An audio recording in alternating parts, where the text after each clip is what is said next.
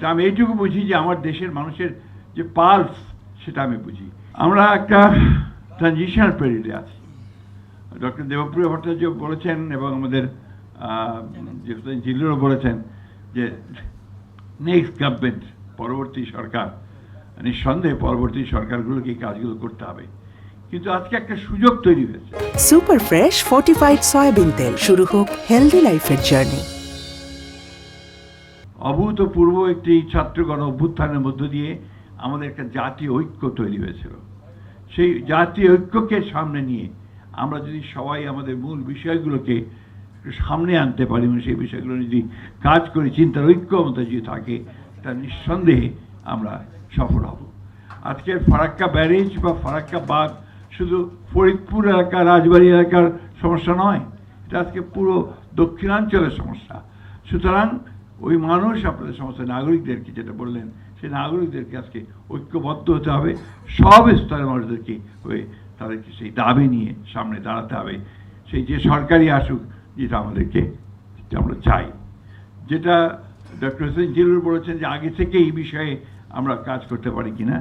অবশ্যই আমরা এই বিষয়টাতে আপনারা অত্যন্ত সচেতন। আপনারা জানেন যে আমাদের দলের বর্তমান চেয়ারপারসন দেশনেত্রী বেগম খালেদা জিয়া, তিনি অনেক আগেই দ্বিতীয় সেতুর কথা কমিট করেছেন, তার কমিটমেন্ট আছে। এবং আমরা রাজনৈতিক দল হিসেবে আমরা মনে করি যে এই সমস্ত অঞ্চলগুলোকে, এখানে যেখানে জীবন জীবিকা প্রশ্ন জড়িত আছে, আপনার মানুষের নিরাপত্তার প্রশ্ন আছে, যে প্রশ্নটা আইনুল নিশাত সাহেব করেছেন, যে প্রসঙ্গটা তুলেছেন, অত্যন্ত গুরুত্বপূর্ণ প্রসঙ্গ যে দক্ষিণাঞ্চলের বহু অংশ এখন আপনার মানুষ চলে যাচ্ছে, ছেড়ে যাচ্ছে, কারণ সেটার আর বাসোপযোগী থাকছে না। এটা অত্যন্ত একটা ইম্পর্টেন্ট একটা ইস্যু। আমার মনে হয় পরবর্তী সরকারগুলো শুধু নয়, জনগণেরও এই বিষয়ে অত্যন্ত সজাগ থাকা উচিত। আমি বক্তব্য দীর্ঘ করবো না, আমি শুধু এই কথাটুকু বলেই শেষ করতে চাই, সব কিছুই নির্ভর করবে মানুষের উপরে। আমরা 1971 সালে যুদ্ধ করেছি, দেশ স্বাধীন করেছি। আমরা তারও পূর্বে 52 সালে আমরা ভাষা আন্দোলন করেছি, 69-এ আন্দোলন করেছি, এবং সব শেষে এই দীর্ঘ 15 বছর ফ্যাসিস্টদের বিরুদ্ধে লড়াই করে আমরা একটা জায়গায় পৌঁছেছি। এই জুলাই মাসে, অগাস্ট মাসে আমরা একটা ভয়াবহ দানবীয় একটা সরকারকে আমরা সরাতে সক্ষম হয়েছি। সুতরাং আমরা পারি, আমরা যদি ঐক্যবদ্ধ থাকি আমরা পারি, এবং আমার বিশ্বাস যে আমরা পারবো। আমি যে রাজনীতিবিদ হিসেবে আমি তো তাদের মতো আপনার টেকনোক্রেটস নই, এবং সেগুলো আমার জানানোর বিষয় নয়। তা আমি এইটুকু বুঝি যে আমার দেশের মানুষের যে পালস সেটা আমি বুঝি।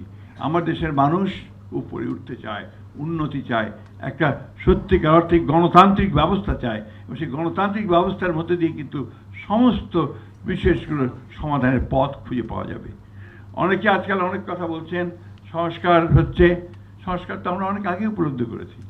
আমরা 2016 সালে আমরা প্রথম ভিশন 2030 দিয়েছি, যেখানে আমাদের সমস্ত পরিবর্তনের কথা, সংস্কারের কথা আমরা বিএনপির পক্ষ থেকে বলেছি, বেগম জিয়া বলেছেন। আমরা 22 সালে আমাদের নেতা তারেক রহমান সাহেব 31 দফা দিয়েছেন, যে 31 দফাই আজকে কিন্তু সমস্ত সংস্কারগুলো, যে কমিটিগুলো হয়েছে, সেই বিষয়গুলো নিয়ে আলোচনা চলছে।